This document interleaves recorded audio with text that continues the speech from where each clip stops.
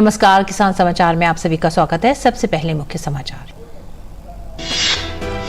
प्रधानमंत्री ने मंगलवार को महिला सशक्तिकरण पर G20 मंत्री स्तरीय सम्मेलन को किया संबोधित। कहा, जब महिलाएं समृद्ध होती हैं तो दुनिया समृद्ध होती है। 1.4 मिलियन पर भारत में ग्रामीण स्थानीय निकायों में निर्वाचित प्रतिनिधियों में से 40% हैं महिलाएं। भारत में महिलाएं मिशन लाइफ पर्यावरण के लिए जीवन शैली के लिए हो रही हैं ब्रांड एम्बेसडर।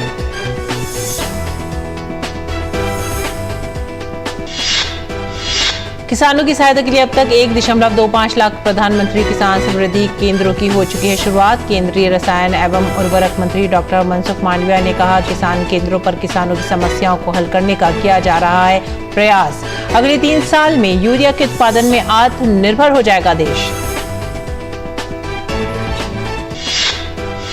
महात्मा गांधी राष्ट्रीय ग्रामीण रोजगार गारंटी योजना में आधार आधारित भुगतान प्रणाली अपनाने का लिया गया है निर्णय। आधार आधारित भुगतान प्रणाली यानी ABPS बैंक खाते में बदलाव से नहीं होती है प्रभावित। किसी भी श्रमिक को मजदूरी भुगतान से नहीं किया गया है इनकार।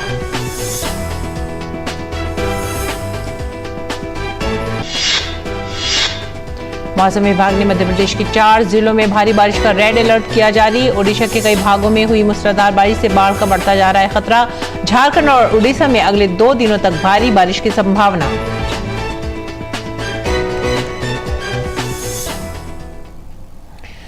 मुख्य समाचार के बाद खबरें अब विस्तार से। महिला सशक्तिकरण पर G20 मंत्री स्तरीय सम्मेलन का मंगलवार से गुजरात के गांधीनगर में आगाज हो गया है। सम्मेलन की शुरुआत प्रधानमंत्री नरेंद्र मोदी के विशेष वीडियो संदेश से हुई। अपने संबोधन में प्रधानमंत्री नरेंद्र मोदी ने कहा कि जब पूरी दुनिया जलवायु परिवर्तन, ग्लोबल वार्मिंग और सतत विकास के तरीकों की तलाश में है, तब गांधी जी की सरल जीवन शैली एक उत्कृष्ट उदाहरण पेश करती नजर आती है, जिसे गांधी आश्रम में देखा जा सकता है। Today, the whole world is talking about climate change, global warming, and urgency to find sustainable solutions. At Gandhi Ashram, you will witness firsthand the simplicity of Gandhiji's lifestyle and his visionary ideas of sustainability, self-reliance, and equality. I am sure you will find it inspirational. देश के किसानों की सहायता के लिए एक ही छत के नीचे सभी प्रकार की जरूरतों को उपलब्ध कराने के लिए प्रधानमंत्री किसान समृद्धि केंद्रों की शुरुआत की गई है। देश में अब तक 1.25 लाख केंद्रों की शुरुआत हो चुकी है, जिसका फायदा देश के किसानों को मिल रहा है। इन केंद्रों के माध्यम से किसानों को उर्वरक भी उपलब्ध कराया जाता है।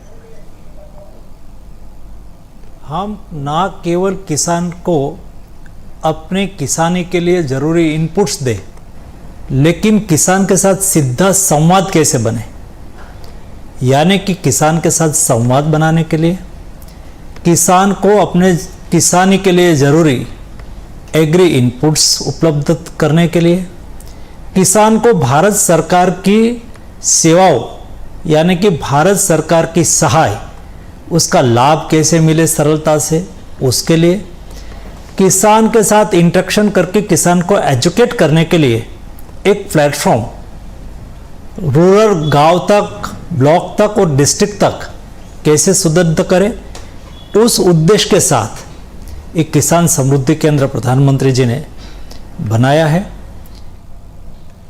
केंद्रीय रसायन एवं उर्वरक मंत्री डॉक्टर मनसुख मांडविया ने DD न्यूज से खास बातचीत में कहा कि इन किसान केंद्रों पर किसानों की हर प्रकार की समस्याओं को हल करने का प्रयास किया जा रहा है। एक छत के नीचे किसान को फार्म इक्विपमेंट मिलेगा, किसान को सीड मिलेगा, किसान को टेस्टिंग फैसिलिटी मिलेगी यानी कि लेबोरेटरी मिलेगी, किसान को फर्टिलाइजर मिलेगा, किसान को अपनी शिकायत का रिड्रेसल होगा यानी कि ग्रीवेंस का रिड्रेसल होगा, किसान को एक ही छत के नीचे सरकार की कोई सहाय योजना उसका लाभ के लिए फॉर्म फिलिंग करना है तो उसकी फैसिलिटी मिल जाएगी जी। एक दृष्टि से किसान समृद्धि केंद्र किसानों के भविष्य को बदलने का काम करेगा। केंद्रीय रसायन एवं उर्वरक मंत्री डॉक्टर मनसुख मांडविया ने कहा कि देश अगले 3 साल में यूरिया के उत्पादन के मोर्चे पर आत्मनिर्भर हो जाएगा। उन्होंने कहा कि देश में आज वैकल्पिक उर्वरकों के इस्तेमाल की मुहिम चल रही है, जिसका फायदा किसानों और देश की मिट्टी को मिल रहा है। आज दुनिया का सबसे बड़ा फर्टिलाइजर इंपोर्ट करने वाला कंट्री इंडिया है, भारत है, हम हैं।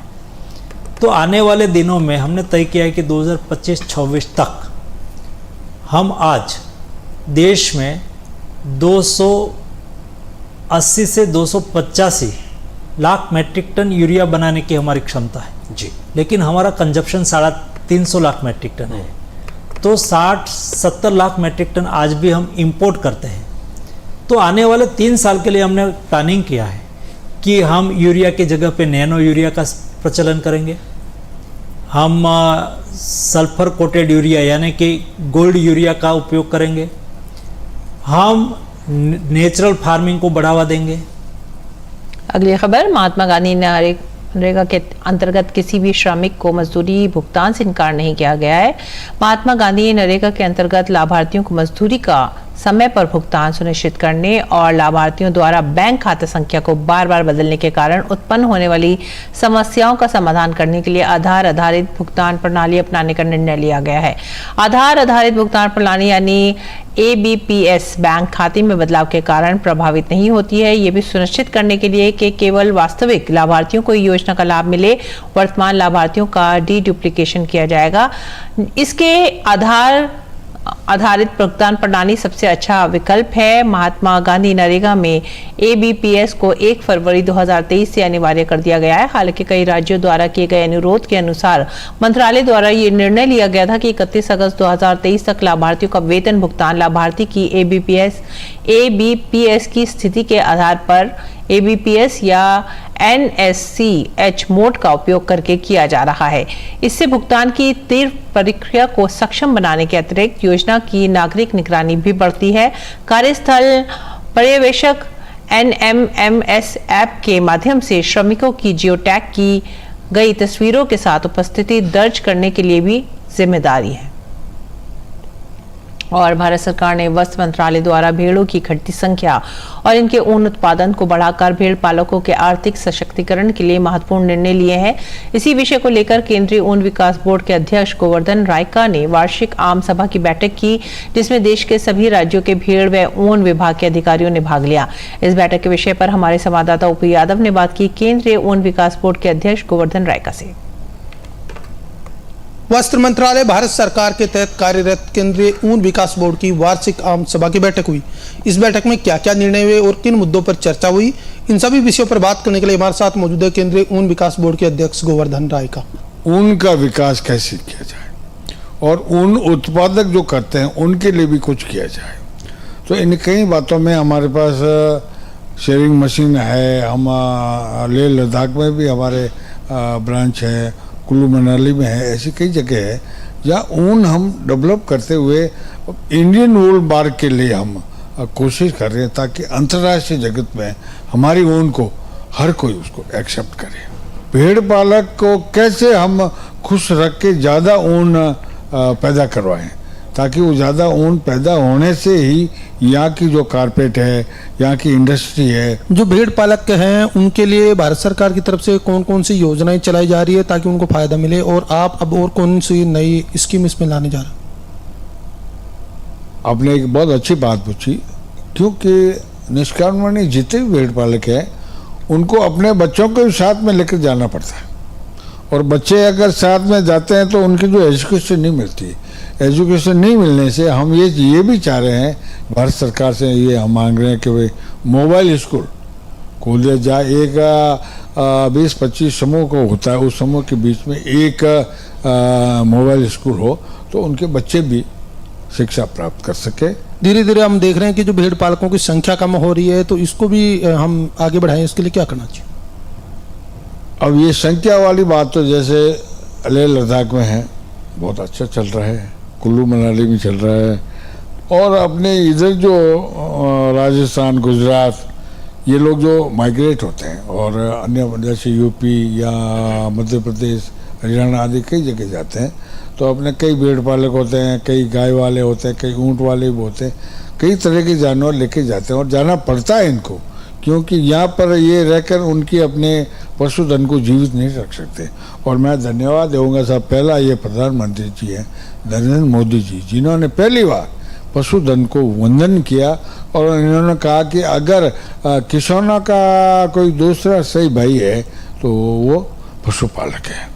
तो केंद्रीय ऊन विकास बोर्ड के अध्यक्ष गोवर्धन राय का, जिनका मानना है कि वस्त्र मंत्रालय भारत सरकार द्वारा भेड़ पालक किसानों के लिए न केवल नई नई नीतियां और योजनाएं बनाई जा रही है, बल्कि जमीनी स्तर पर इनको क्रियान्वित कर उनको इनका लाभ दिलाने का प्रयास भी किया जा रहा है। मेरे सहयोगी कैमरामैन राहुल चोपड़ा के साथ मैं OP Yadav, DD news, Delhi.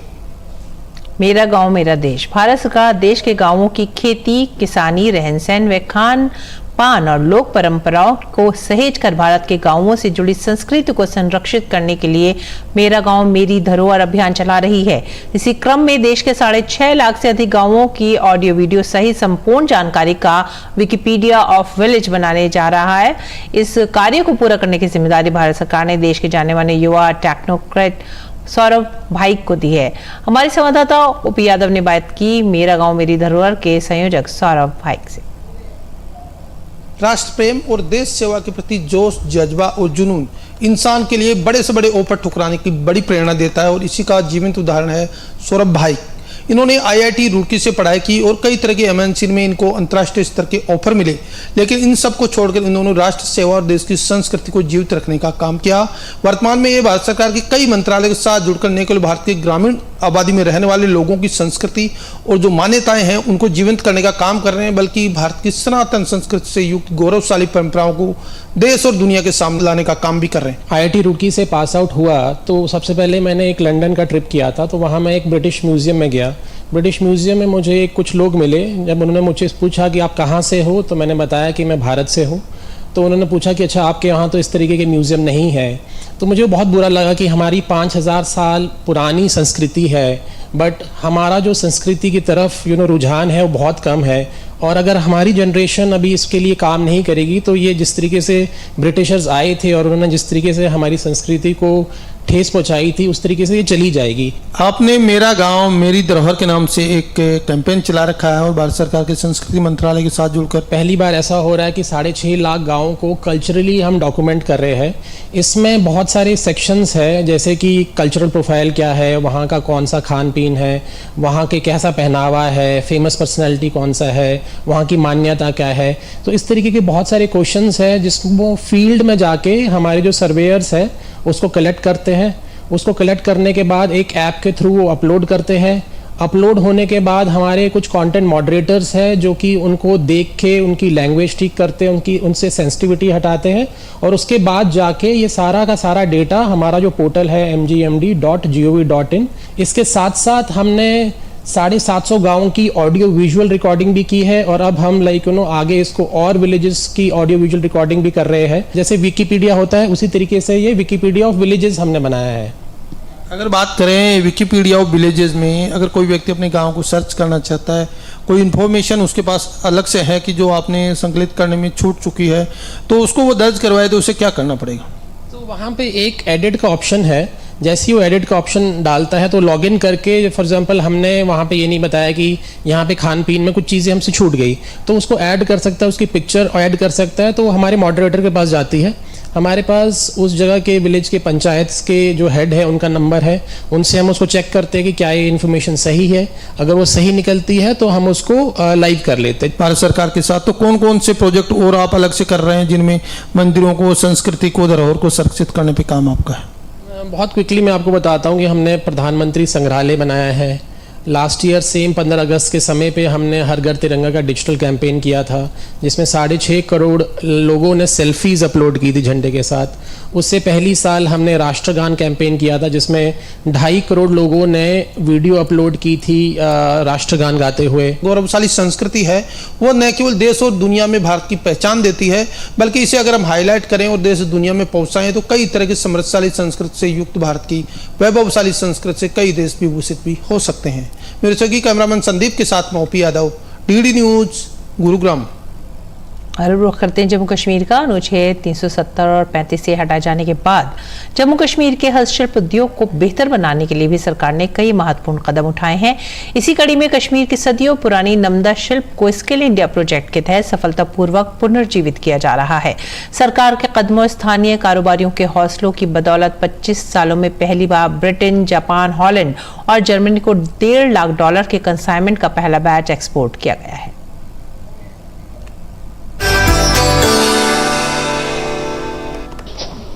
भेड़ के ऊन से बने मोटे फर्श के गलीचे नमदा जम्मू कश्मीर की सदियों पुरानी शिल्प है। सरकार के प्रयासों से अब इन्हें नई पहचान मिल रही है। स्किल इंडिया पायलट प्रोजेक्ट के तहत कश्मीर की इस शिल्प को सफलतापूर्वक पुनर्जीवित किया जा रहा है। साल 2021 में शुरू इस परियोजना की वजह से लुप्त हो रही ये कला सालों बाद वैश्विक पटल पर अपनी पहुंच बना रही है। हमारे सेंटर्स से और ये जो है गवर्नमेंट ऑफ इंडिया के इंटरवेंशन से कोई 1000 के करीब कारीगर ने ट्रेनिंग हासिल की है कि नमदा को कैसे बनाया जाए। यूरोप हो, जापान हो, अमेरिका हो, वहाँ पे इसकी डिमांड है और पिछले कई 1 आध साल से जब से ये रिवाइवल की कोशिशें हुई हैं तो अब फिर से जो है ऑर्डर्स आने लगे हैं। गवर्नमेंट ऑफ इंडिया का इनिशिएटिव फॉर नमदा रिवाइवल था, ये उस वजह से जो है एक्सपोर्ट्स पॉसिबल हुए हैं। नमदा प्रोजेक्ट प्रधानमंत्री नरेंद्र मोदी के नया भारत, नए अवसर, नई समृद्धि के दृष्टिकोण के साथ इस बात पर जोर देता है कि कौशल से नए अवसर और नई समृद्धि कैसे पैदा की जाए।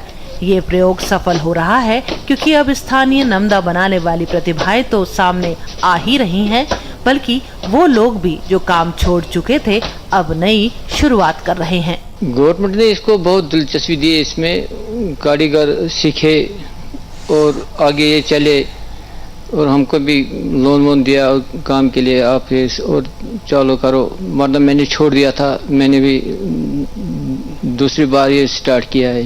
हमारे प्राइम मिनिस्टर साहब ने दिया है नमदा फ्रांस के सदर को, ऐसी बात ही नहीं थी पहले। प्राइम मिनिस्टर साहब ने भी ये पूरा ऐलान किया है कि ये काम जो है इसको रिवाइव किया जाए, ये फेल्ट काम वाला, ये नमदा वाला काम, तो उससे और उम्मीद हो सकता है कि ये काम आगे बढ़े। नमदा शिल्प सामान्य बुनाई प्रक्रिया की बजाय फेल्टिंग तकनीक से भेड़ के ऊन से बना गलीचा है।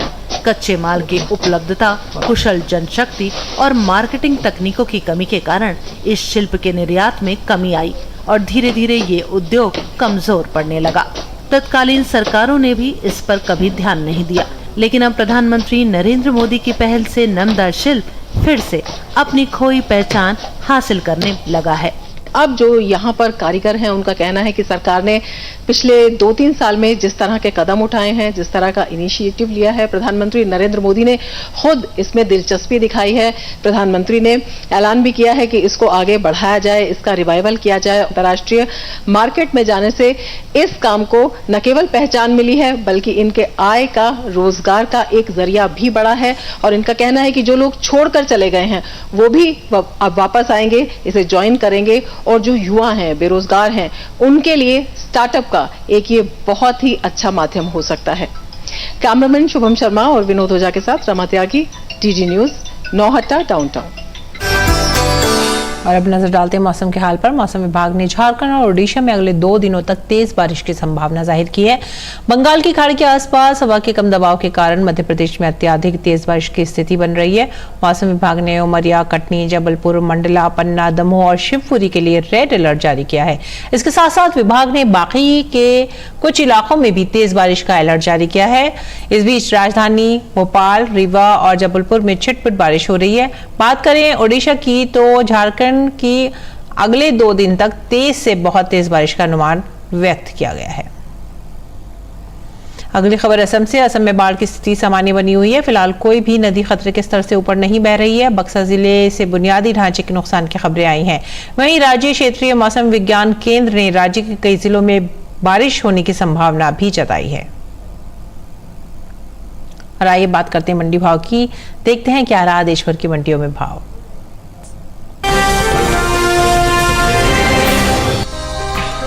कृषि उपज मंडियों में इन दिनों गेहूं की आवक सामान्य बनी हुई है। भाव पर नजर डालें तो बुधवार को ज्यादातर कृषि उपज मंडियों में गेहूं के सौदों में मिला जुला रुख देखने को मिला।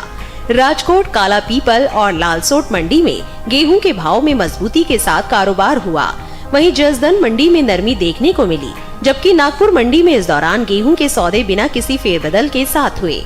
एग्वाक नेट के मुताबिक गुजरात की जसदन मंडी में 1 अगस्त को गेहूं का भाव था 2250 रुपए। 2 अगस्त को इसके भाव में 50 रुपए की नरमी आई और भाव हो गया 2200 रुपए। जबकि राज्य की ही राजकोट मंडी में इस दौरान शरबती गेहूं के सौदों में बढ़त के साथ कारोबार हुआ। यहां 1 अगस्त को शरबती गेहूं का भाव रहा 2450 रुपए। 2 अगस्त को इसके सौदे 40 रुपए मजबूत होकर 2490 रुपए पर हुए। मध्य प्रदेश की काला पीपल मंडी में 1 अगस्त को लोकवान गेहूं का भाव था 2230 रुपए। 2 अगस्त को इसके भाव 30 रुपए चढ़कर 2260 रुपए पर हुए। महाराष्ट्र की नागपुर मंडी में बीते 2 दिनों के दौरान शरबती गेहूं के भाव स्थिर रहे।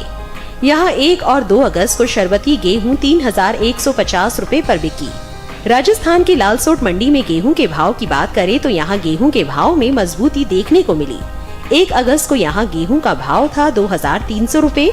2 अगस्त को इसके सौदों में 116 रुपए का उछाल आया और भाव जा पहुंचा 2416 रुपए प्रति क्विंटल पर।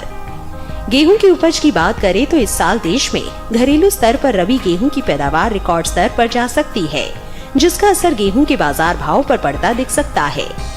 कृषि मंत्रालय के तीसरे अग्रिम अनुमान के मुताबिक साल 2022-23 के दौरान देश में रबी गेहूं की उपज 1,127,43,000 टन अनुमानित है, जो पिछले साल के उत्पादन की तुलना में 50,01,000 टन अधिक है।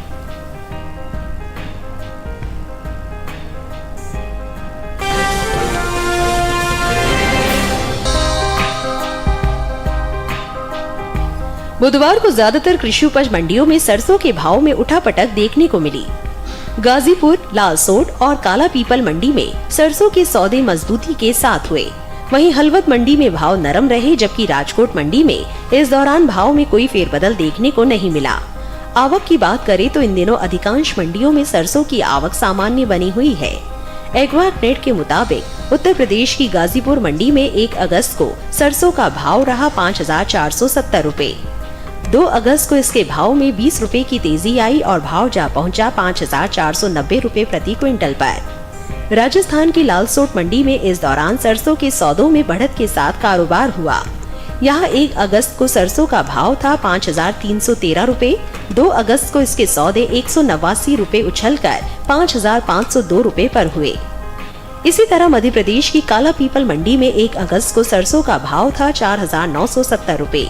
2 अगस्त को इसके सौदों में 100 रुपए की मजबूती आई और भाव 5070 रुपए हो गया।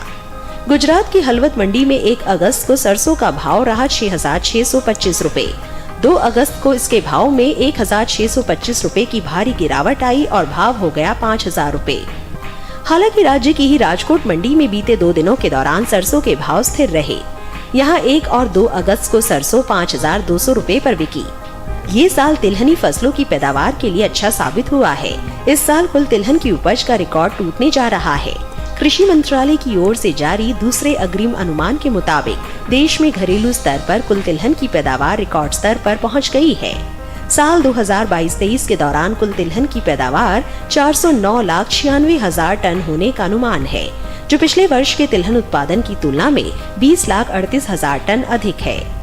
जबकि बीते साल इस दौरान कुल तिलहन की उपज 379,63,000 टन रही थी।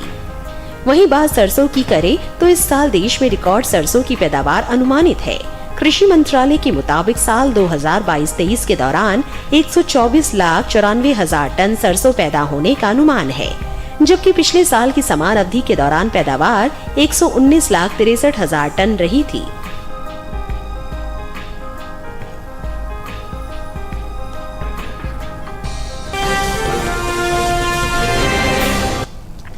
और अब बात करेंगे मौसमी खेती की। किसान इस मौसम में कैसे रख सकते हैं अपनी खेती का ख्याल, आइए देखते हैं।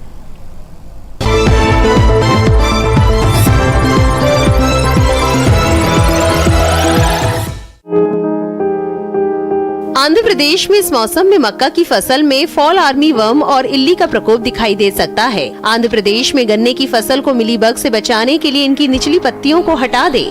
साथ ही बचाव के लिए इमिडाक्लोप्रिड का छिड़काव भी करें। आंध्र प्रदेश में ही मूंगफली की अच्छी पैदावार के लिए फसल में फूल आने पर 200 किलोग्राम की दर से जिप्सम का इस्तेमाल करें। वहीं यहाँ मूंगफली को फफूंद रोग से बचाने के लिए सीओसी का छिड़काव करें। आंध्र प्रदेश में कपास के खेतों में किसान उचित जल निकासी की व्यवस्था कर ले। कर्नाटक में मूंग में चूर्णिल आसिता के नियंत्रण के लिए हेक्साकोनाजोल का छिड़काव करें। कर्नाटक में ही उड़द में इल्लियों के नियंत्रण के लिए जरूरी दवाओं का छिड़काव करें। कर्नाटक में टमाटर की पकी फसल की तुड़ाई कर ले। यहाँ टमाटर में फल छेदक कीट को नियंत्रित करने के लिए इमामेक्टिन बेंजोएट 5 का छिड़काव करें। तमिलनाडु में नारियल को लाल घुन से बचाने के लिए नीम की निमोली का पाउडर और रेत को मिलाकर लगाएं। तमिलनाडु में धान में इस मौसम में पत्ती मोड़क और तना छेदक का प्रकोप पाया जाता है। रोग दिखाई देने पर किसान धान की फसल में कार्बोसल्फोन का छिड़काव करें।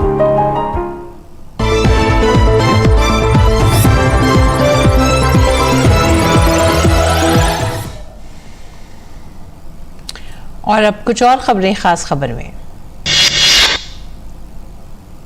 वाराणसी की ज्ञानवापी पर इलाहाबाद हाई कोर्ट ने बड़ा फैसला सुनाया है। अदालत ने अंजुमन इंतजामिया मस्जिद कमेटी की याचिका को खारिज करते हुए ज्ञानवापी मस्जिद की ASI सर्वे को अनुमति दे दी है।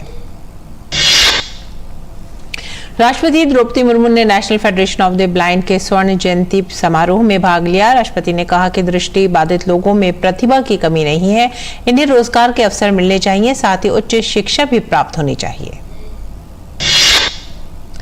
हरियाणा के नूंह और उसके आसपास के जिलों में शांति बहाली की प्रक्रिया लगातार जारी है। पुलिस प्रशासन लगातार हालात की निगरानी और समीक्षा कर रही है। 13वें राष्ट्रीय अंगदान दिवस के मौके पर केंद्रीय स्वास्थ्य मंत्री डॉक्टर मनसुख मांडविया ने उन परिवारों को सम्मानित किया जिन्होंने अपने परिवार के सदस्यों का अंगदान किया है। इसके अलावा स्वास्थ्य मंत्री ने ई-केयर पोर्टल को भी लॉन्च किया। विदेश मंत्री डॉक्टर एस जयशंकर ने 9वें CII इंडिया LAC कॉन्क्लेव को संबोधित किया। उन्होंने कहा कि पिछले 9 वर्षों में हमारे विदेशी संबंधों ने एक नया कीर्तिमान स्थापित किया है। राजस्थान सरकार लाल डायरी को लेकर लगातार सवालों के घेरे में है। भारतीय जनता पार्टी के प्रवक्ता सुधांशु त्रिवेदी ने कहा है कि इस लाल डायरी में राजस्थान के मुख्यमंत्री जी के लाल के भी कारनामे सामने आ रहे हैं।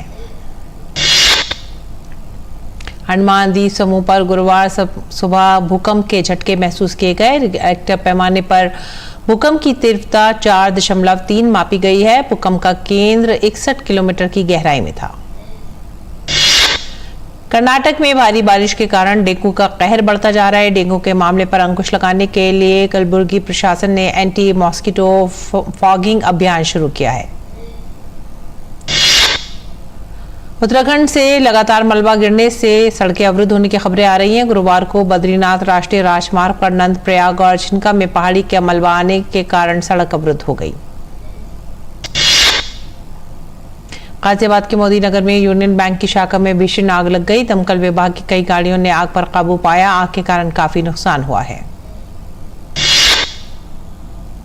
अमरनाथ यात्रा को लेकर श्रद्धालुओं का उत्साह बरकरार है। श्रद्धालुओं का नया जत्था बेस कैंप से रवाना हो गया है। इसके साथ ही आप हमारी पूरी टीम को दीजिए आज्ञा। नमस्कार।